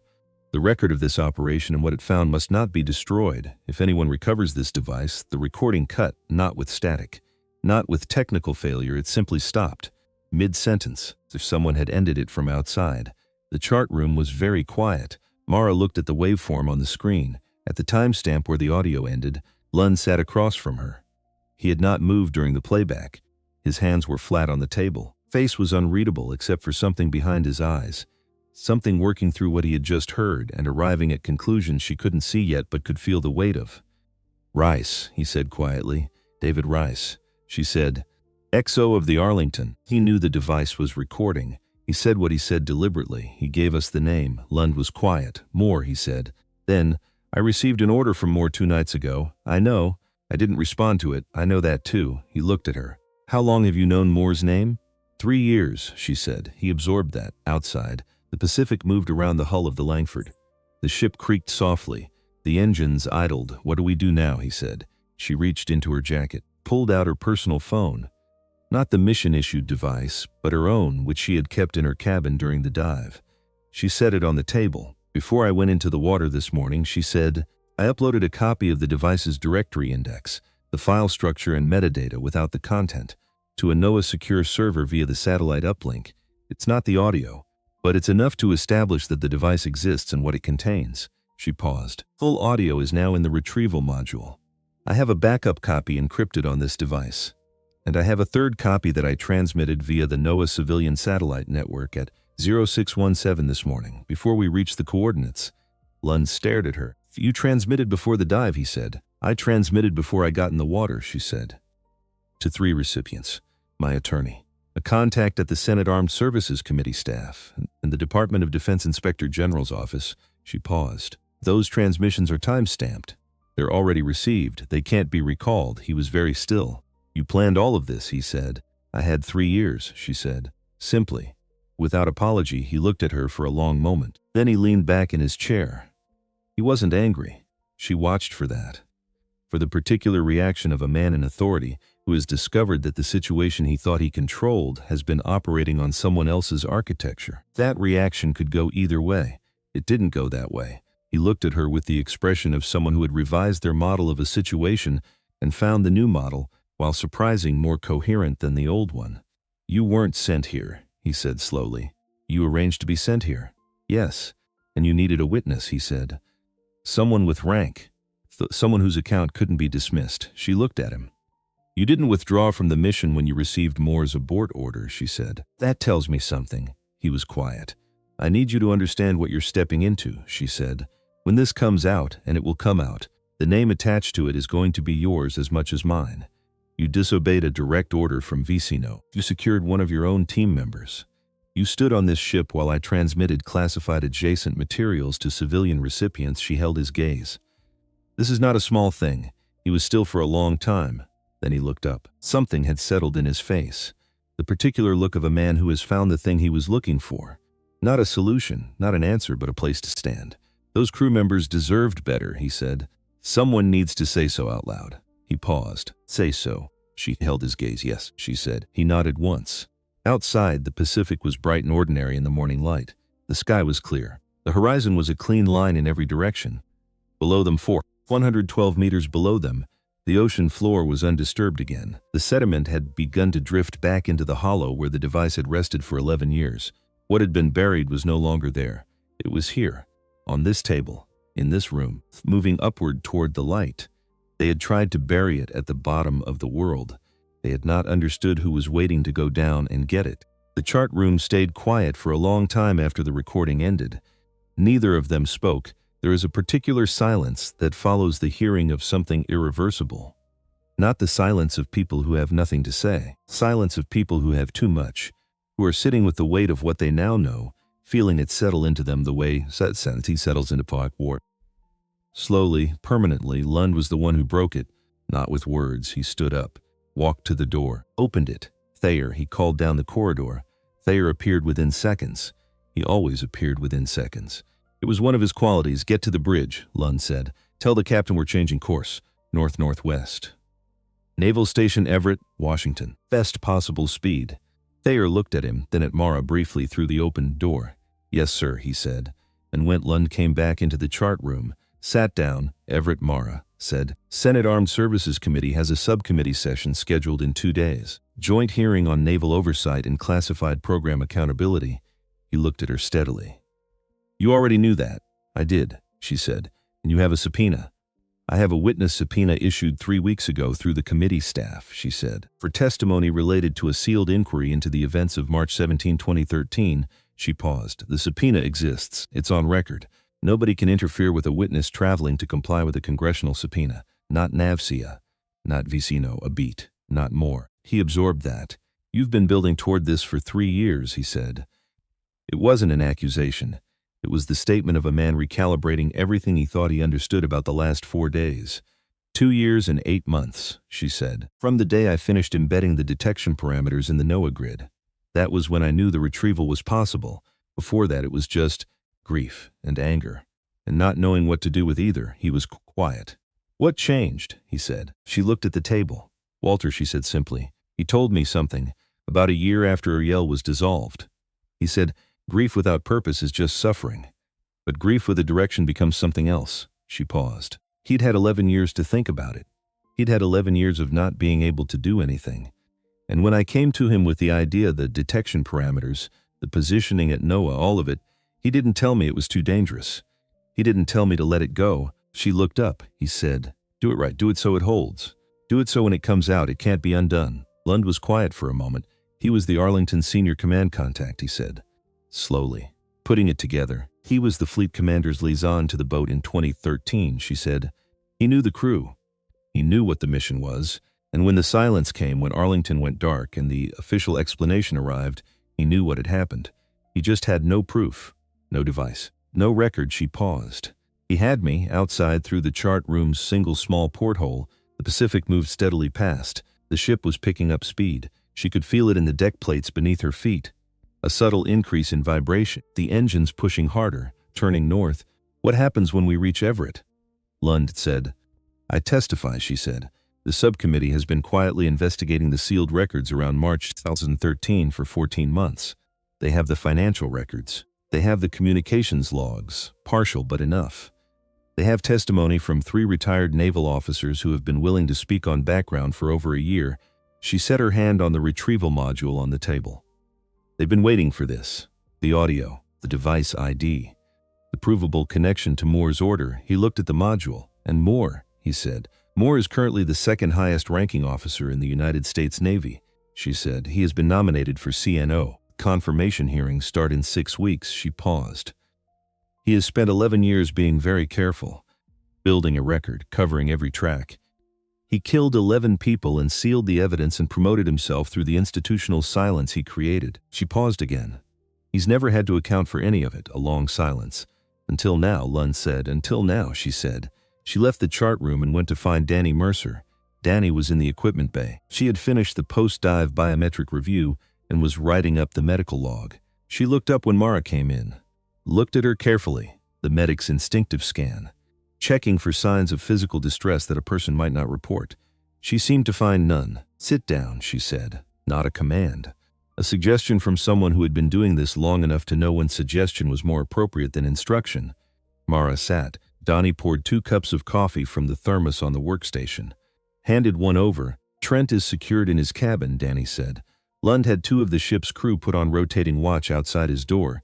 I know. He hasn't said anything since I walked him to Lund. She paused. He doesn't seem surprised by what happened. He seems resigned, like a man who placed a bet he knew was wrong and is now watching it play out. Mara held her coffee with both hands. Let the warmth go through her palms. He wasn't working for an enemy, she said. He was working for someone inside the institution, someone who had enough authority over his career, or enough leverage, to make compliance feel like the only option. Danny was quiet. More, she said. Mara looked at her. Danny held her gaze. Steady. She had the expression of someone assembling a picture from pieces that had been arriving over several days, and finding that the picture, now assembled, was exactly as troubling as she had suspected it might be. What happened to those 11 people? Danny said. Mara set down her coffee. She looked at Danny for a moment, at the directness in her face, at the particular quality of her stillness. A medic's stillness, the kind trained by years of being present for things that are very hard to be present for without falling apart. She told her not everything, not the full technical detail, but the essential truth of it. The Arlington, the mission, what Quietwater had found, or what she believed it had found, based on the fragments she had gathered over 3 years, the decision that had been made. The 11 people who had been inside the boat when it was made. Danny listened without interrupting. When Mara finished, Danny sat for a long time. Then she said, "And Walter Hayes has been living with knowing this for 11 years. Yes. Mara said, "How is he still?" Danny stopped herself, reframed. "How does a person carry something like that for 11 years? Mara looked at her coffee. "He told me once," she said slowly, "that the reason he didn't break under it was that he found a purpose for it. He said, the knowledge didn't have to be a burden. It could be a responsibility. The difference was what you did with it." She paused. "He chose to do something with it. He chose to teach me. He chose to pass the responsibility to someone who could act on it." She was quiet for a moment. He said, "I can't go down there anymore. My body won't do it. But you can. And if you're willing, then I'm not carrying this alone. We're carrying it together." The equipment bay was quiet. The ship moved northward. Danny reached across the workstation and placed her hand briefly on Mara's forearm. Just for a moment, then removed it. "He chose well," she said. Mara didn't answer. Something in her chest, something that had been held very tightly for a very long time, shifted slightly, not released. Not yet, but shifted. The Langford ran north through the afternoon and into the evening. Mara spent most of the afternoon in her cabin. Not sleeping. She had learned that sleep after a deep dive required at least a full day before her body would genuinely accept it. But resting, lying on her bunk, letting the vibration of the ship's engines move through the mattress and into her bones, she thought about the recording, about David Rice. Lieutenant Commander, Executive Officer of the USS Arlington, a man who, in the last minutes of his life, or close to them, had chosen to put his name and his rank, and the name of the man who had ordered it into the record, knowing the device was running, knowing that the record might never be found. Speaking anyway, it took something. She had thought about David Rice many times over 3 years. She had never been able to find a photograph of him. The Ariel records she had access to mentioned him only as a cross-reference, one of the 11, a name in a sealed file.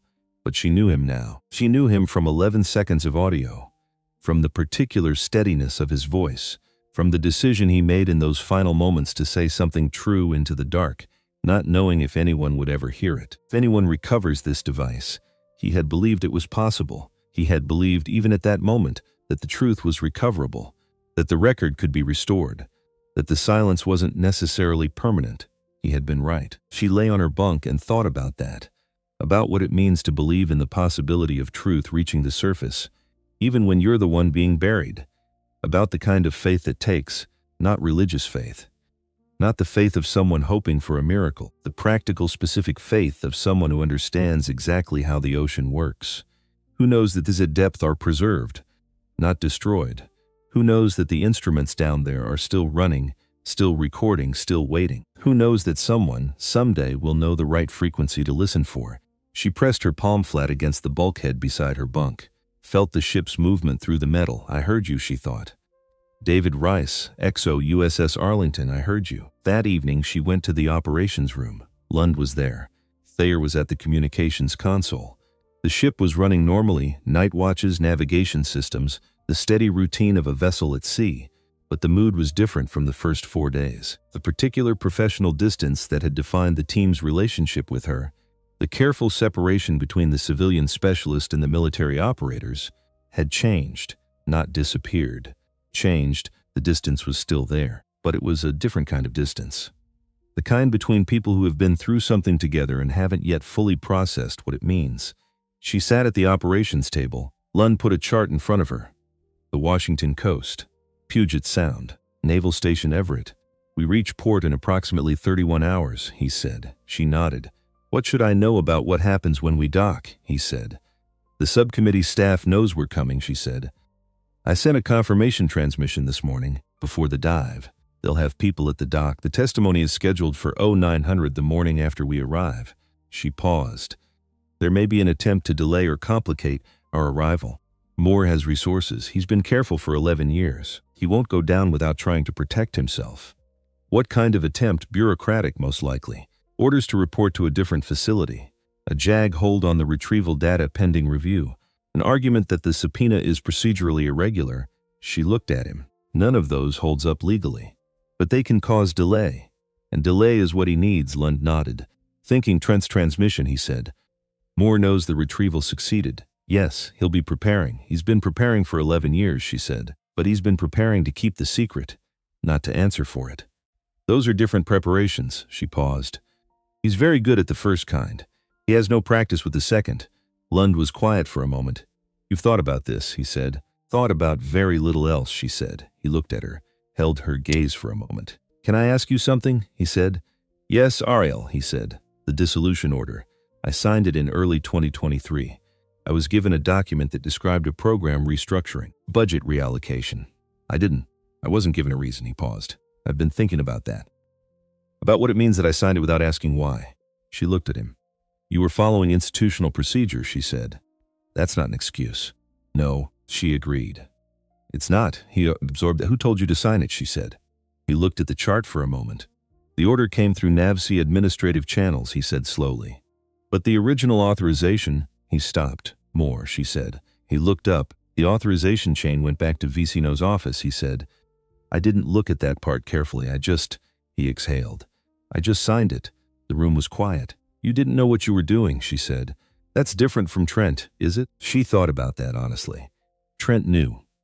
Someone told him enough that he knew, and he chose. You signed a dissolution order that looked like routine administration.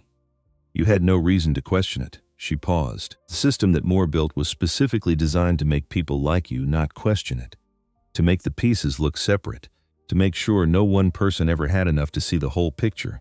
He was quiet. Until you, he said. I had an unusual advantage. She said, I was one of the pieces. I knew what I was part of, and when they erased me, they couldn't erase what I remembered. He nodded slowly. Then, when this is over, what do you want? She looked at him. It was a simple question, and she found, sitting with it, that the answer was also simple. I want the record corrected, she said. I want the 11 members of the Arlington's crew acknowledged, named. Given the recognition they're owed, she paused. I want their families to know what happened, not the version that was filed. The true version, another pause. And I want the program they died for, whatever quiet waiter actually found, to be reviewed by people who have the authority to determine what it means and what should be done with it. She said all of this evenly. Without heat, not revenge, he said. Moore answering for what he did is not revenge, she said. It's the system working the way it's supposed to work. It's what David Rice was asking for when he put his name into that recording. Lund was quiet for a long time, then he nodded once. Definitive. Okay, he said. Ship ran north through the night and the following day. Those 30 hours had a particular quality to them. The mission was effectively over. The retrieval was complete. The data was secured. The course was set. But the destination hadn't been reached yet. They were in the space between, moving, waiting. In that space, things were said that might not have been said in the pressure of the mission itself. Thayer found Mara in the instrument room late that night. She was running a secondary verification of the retrieval data, checking file integrity, confirming the backup copy, making certain that what she had was exactly what the device contained. He came in and sat at the opposite workstation. Didn't say anything immediately, just sat. She had come to understand that this was his way. He was a man who arrived somewhere and waited until the right moment to say what he had come to say.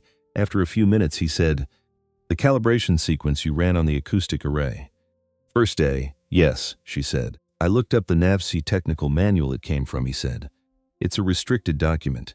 Access requires a minimum clearance level of secret compartmented information." She kept her eyes on her screen. I know, she said. You had access to that document during our yell, he said. Yes, he was quiet for a moment. I did some more digging, he said carefully. After the torpedo, after Trent. I had some time, he paused. The dissolution order for Ariel, the original authorization chain, goes back to VC No's office. It was signed by Moore's deputy acting on his direction. She looked up. How did you find that, she said. I'm a communications specialist, he said simply. I know where records live. Even records that someone wanted very much to not be findable, he paused. The timing is interesting. Ariel was dissolved in March 2023. Exactly 10 years after Arlington, she held his gaze. He dissolved the program because he was worried someone in it had figured out too much, she said.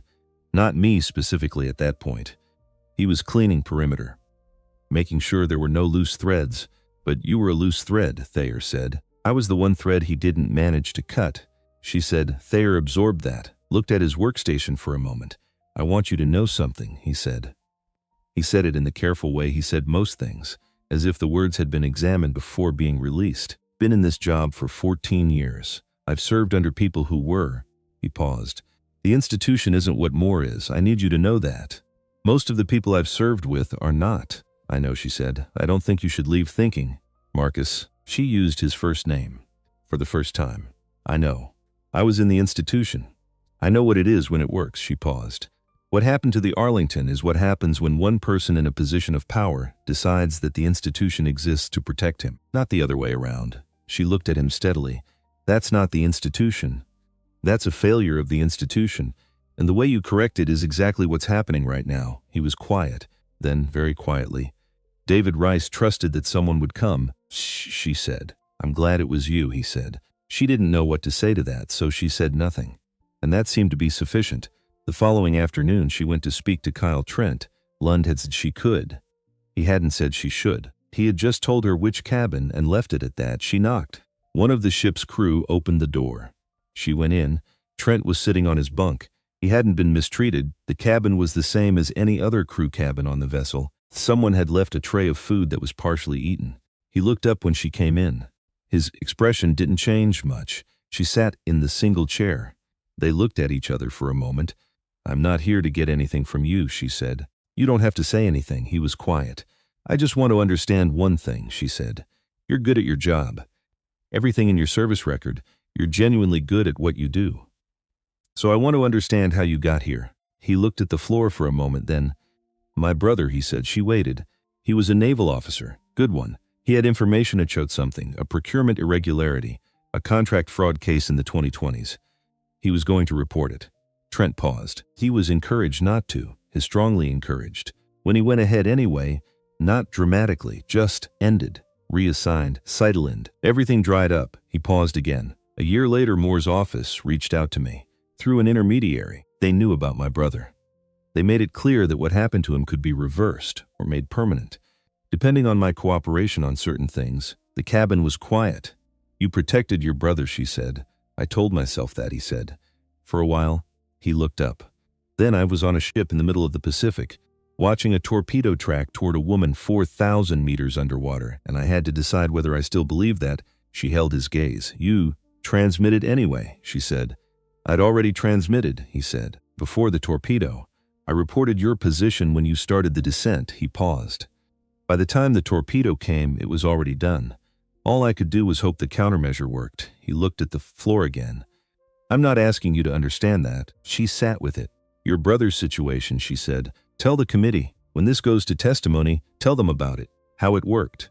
How Moore's people operated. That's part of the record, too. He looked at her. You'd want my testimony, he said. After what I did. Your testimony about how the leverage worked, how they recruited people, how they maintained compliance. That's important, she said. Not for you. For the next time someone tries to do this, he was quiet for a long time. I'll think about it. He said. She stood up. She paused at the door. What happened to the Arlington wasn't your fault, she said. What happened this morning wasn't something I can overlook, but they're not the same thing. She looked at him. The difference matters. She left. They came into Puget Sound at dusk. Mara stood on the forward deck and watched the Washington coast emerge from the evening light. The dark green of the firs on the hillsides, the gray water of the Sound, the distant lights of the towns along the eastern shore. After days of open Pacific, the enclosed water of the Sound felt almost sheltered. almost like something that would hold you. Lund came to stand beside her. They watched the land approach. More knows we're coming, he said. Yes, he'll have made calls today. Tried to arrange something. He'll have tried, she said. But he's working against a subpoena and a time-stamped transmission record and a retrieval module with verified chain of custody. She paused. He can try to delay. He can't stop it. Lund was quiet. When we dock, he said, there may be people on that pier who are there for reasons we don't know yet. I know. I'll be with you. She looked at him. He was looking at the coast. His face was set. Not anxious, decided. The expression of a man who has worked out exactly where he stands and has accepted the weight of that position. You understand what this costs you, she said. Yes, the disobeyed order, the secured team member. The change, of course, without authorization. She paused. That's a serious accounting. It is, he said. Are you prepared for it? He was quiet for a moment. I've been in this service for 18 years since, he said. I've followed orders that I trusted because I trusted the people who gave them. Signed things without asking why. He paused. I'm not going to do that anymore. Whatever that costs, he paused again. 11 people deserve someone to stand up and say, this was wrong. What happened to them was wrong. And if I'm the person standing here when that needs to be said, then I'll say it. She looked back at the water. Walter would like you, she said. A small pause. Tell me about him sometime, Lund said.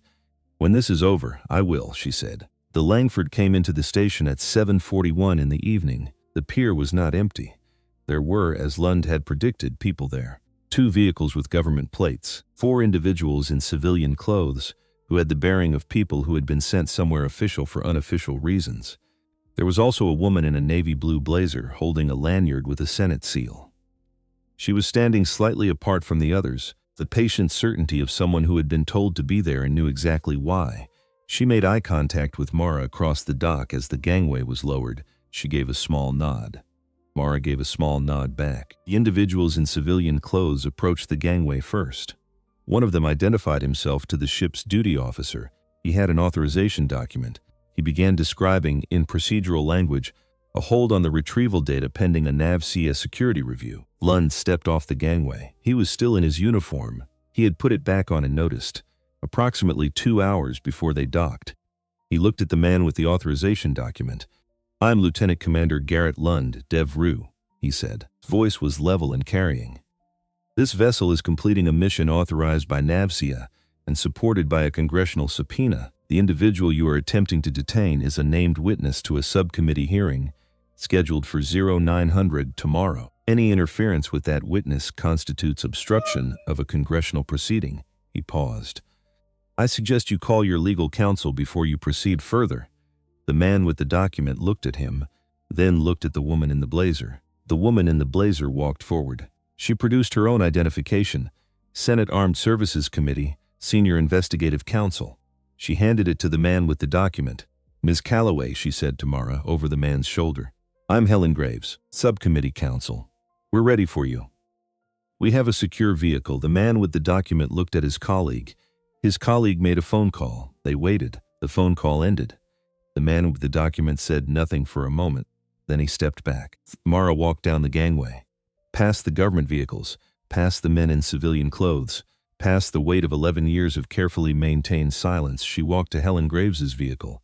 She got in at the same hour, in a conference room on the 3rd floor of the Pentagon's E-Ring. Vice Admiral Harlan Moore was presenting the final briefing slides of a naval acquisition review to a room of 12 senior officers and 2 congressional liaisons. He was good at this. He had always been good at this. 30 years of rooms like this one, the right language, the right posture, the right calibrated confidence that makes people trust you without knowing exactly why. His aide entered quietly, crossed to his side, bent down. Moore did not change expression. He finished his sentence, set down his pointer. Excuse me for one moment, he said. He stepped to the side of the room. His aide handed him a phone showing a news alert. Not from a major outlet yet, just a Capitol Hill monitoring service. A subcommittee session. A witness. A recording recovered from the Pacific. He read the first 3 lines. He did not read further. He stood very still for approximately 4 seconds. The kind of stillness that looks like composure from the outside. That is not composure. Then he handed the phone back to his aide. He returned to the table.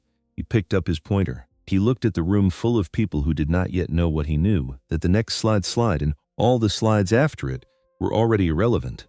He gave the briefing anyway, It was all he knew how to do. The hearing room was formal and small, not the large committee chamber she might have imagined, the kind with tiered seating and camera banks and a gallery full of journalists. This was a subcommittee session, 8 members, a long table, a single witness chair, court reporter in the corner. Staff seated along the walls, no cameras, no public gallery. This was deliberate. Helen Graves had explained it the night before, in the secure facility where Mara had spent the night before the hearing. "We're not trying this in the press," Graves had said. "Not yet. What we need first is the record, the complete documented, verified record. Everything on the record, with chain of custody established, before anything goes public." She had paused. "Once the record exists, once it's in a congressional file that can't be sealed or suppressed, then the public piece follows naturally. But the record has to come first," Mara had agreed. She sat in the witness chair at 9:03 in the morning. 8 committee members faced her across the table.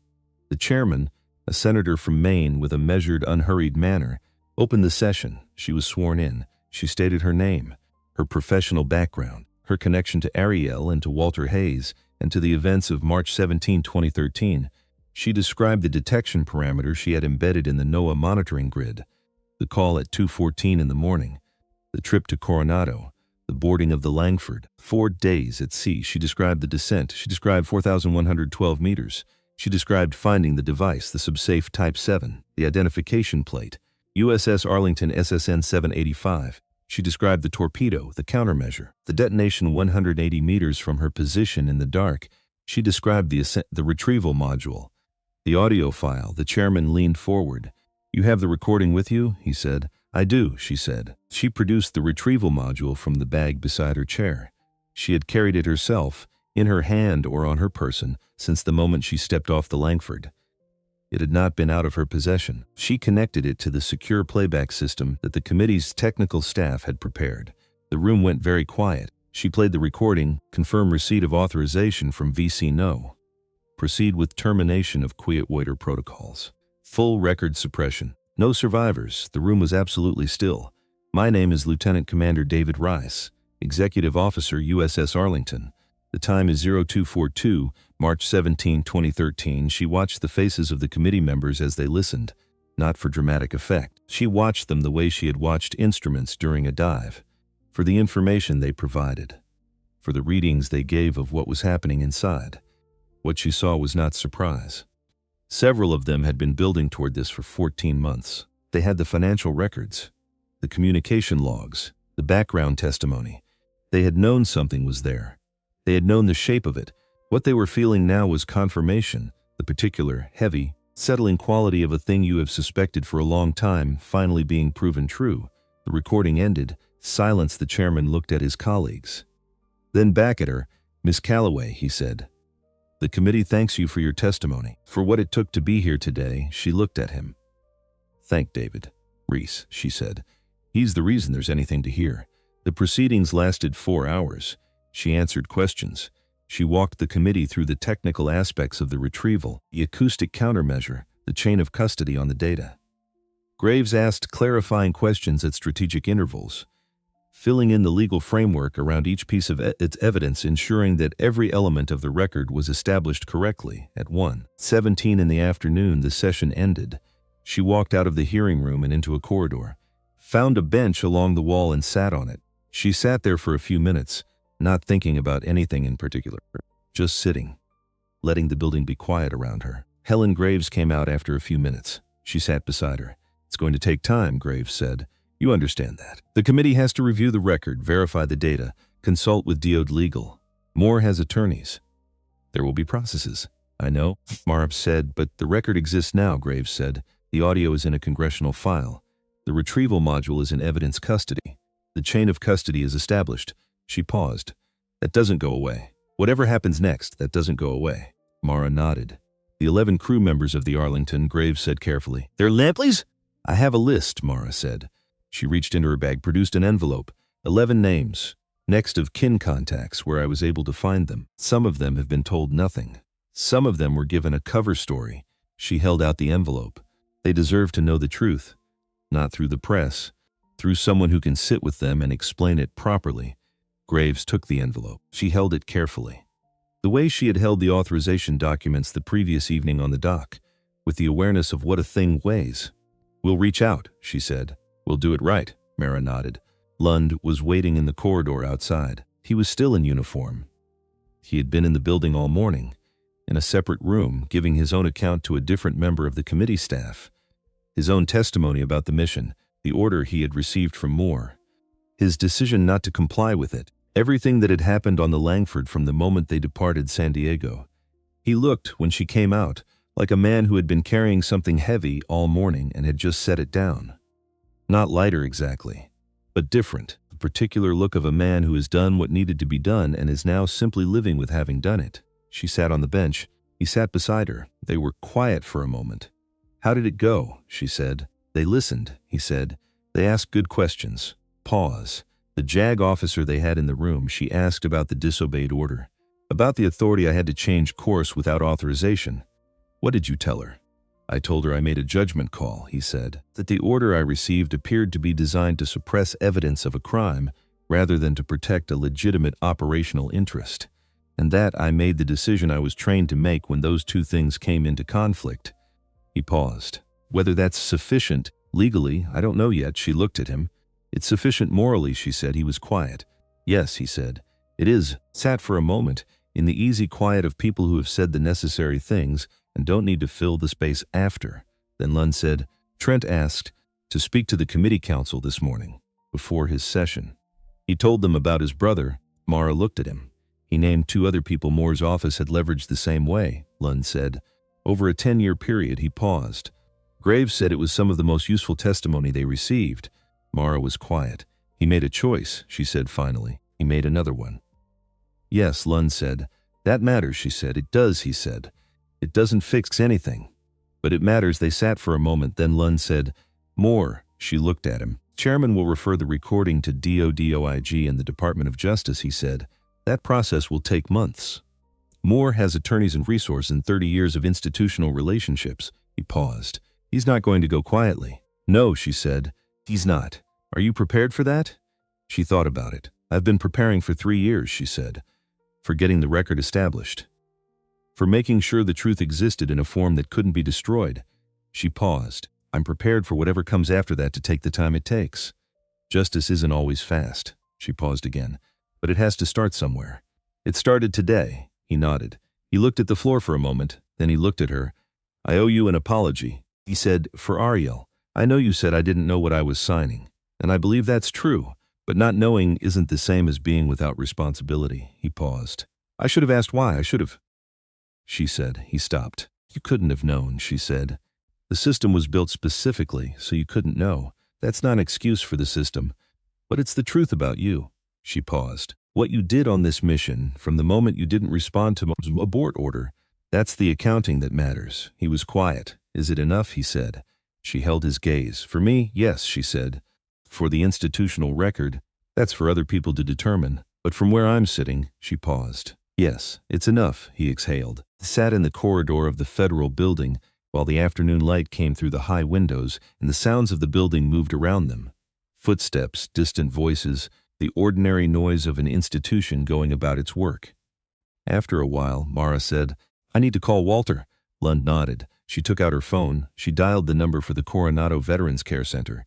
Patricia answered on the 3rd ring. "This is Mara Calloway," she said. "I'm calling for Walter Hayes." Room 15, a brief pause. "One moment. Calloway, hold music." 40 seconds. And then slowly, carefully, the way he did things now, the way everything came to him now, with a slight hesitation at the threshold, a moment of reaching. Mara, her eyes closed. He had recognized her. "Walter," she said. "I'm back." A long pause on his end. She could hear him breathing, could hear in the quality of his silence, something she had only heard a few times over the years, a particular stillness deeper than his usual stillness. Stillness of a man arriving somewhere he had been moving toward for a very long time. "Did you find it?" he said. "I found it," she said. "It's in evidence. It's on the record. The committee has the audio." Another long pause. She heard him exhale, very slowly. The kind of exhale that carries something with it when it goes. "David Reese," he said. Very quietly, "He put his name in the recording," she said. "He knew someone would come. He left everything we needed." The silence on the line was the longest yet. She waited. She would wait as long as it took. She had learned how to wait. Then Walter said, and his voice when he said it was as steady and clear as she had ever heard it. "Tell them who they were, I will," she said. "I promise." She heard him breathe. And then, so quiet she almost missed it. "Good girl." She sat with the phone pressed against her ear for a moment after the line went quiet. Lund was watching her. He didn't say anything. She lowered the phone, looked at the windows, at the gray-white Washington sky beyond them. Somewhere, 11 families did not yet know what had happened to the people they had lost. Somewhere, a vice admiral was in a room with his attorneys, beginning the process of defending the indefensible. Somewhere, the mechanisms of accountability were beginning to move, slowly, imperfectly, with all the friction and delay that institutional processes carry. Somewhere in Coronado, a 71-year-old man was sitting by a window, and maybe the tide of his memory was still in, and he was understanding what had just happened, and maybe it wasn't, and he was simply sitting in the quiet with something he couldn't name but could feel. Either way, he was not carrying it alone anymore. None of them were. She stood up, straightened her jacket. Lund stood beside her. He said. She thought about that now. She said, "We go and do the next thing, simple. Direct. The way Walter had always said it, not everything at once, not the whole weight of what still needed to happen, just the next thing.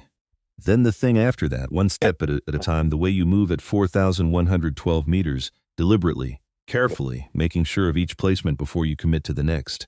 They walked down the corridor together, through the doors, out into the afternoon. The sky above Naval Station Everett was gray and bright, the particular Pacific Northwest light that carries the ocean in it even when you can't see the water. Cold air, salt underneath everything, the smell of a coast that has been here longer than anyone walking on it. She stood on the steps for a moment, breathed. They left her at sea. That was what the story would say, eventually, when the record was public, when the families had been told, when the full weight of what had happened 11 years ago in the deep Pacific had been brought into the light. They left her at sea, and she had gone back down and gotten what they buried. She had gone down alone, in the dark, at a depth that the human body was never designed to reach, into a silence so complete it had a texture. She had found the thing they had tried to make unfindable. She had brought it up. She had put it on a table in front of 8 senators and said, "Here, this is what happened. These are the names," and she had done it not for herself, not out of anger, though anger had been part of it early on. Not for recognition, for 11 people who deserved better than silence, for Walter, who had carried the weight of knowing for 11 years and had chosen, instead of breaking under it, to pass it to someone who could carry it further, for David Rice, who had spoken into the dark not knowing if anyone would ever hear him and had been right to trust that someone would. She looked out at the sound. The gray water, the dark line of the far shore, the ocean from here was calm. Lund stood beside her. He didn't say anything. He had the quality, she had noticed, of knowing when silence was more useful than speech. She was grateful for that. After a moment, she reached into her jacket pocket. She pulled out the challenge coin, held it in her palm, the anchor with wings on one face, the 11 names on the other, the single word in the center of the circle. Remember, she looked at it for a long time. Then she closed her fingers around it, held it, kept it. She closed her fingers around the coin, kept it. Walter had carried this for 11 years before he found someone to carry it with him. Reese had spoken into the dark, hoping someone would eventually listen, and she had gone down into the deepest, coldest silence on Earth to make sure they were both right. The coin was not a memorial. It was a direction forward, the Pacific, 4,112 meters below the surface. The sediment has drifted back. The hollow where the device rested for 11 years is filling in, slowly, gently, the way the deep ocean fills everything. With patience, with time, with a quiet accumulation of what falls from the world above. The device is gone now. But the silence where it rested is different from the silence before. It is not the silence of something hidden. It is the silence of something that has been found. David Reese spoke into the dark. Someone heard him. That is enough. That has always been enough.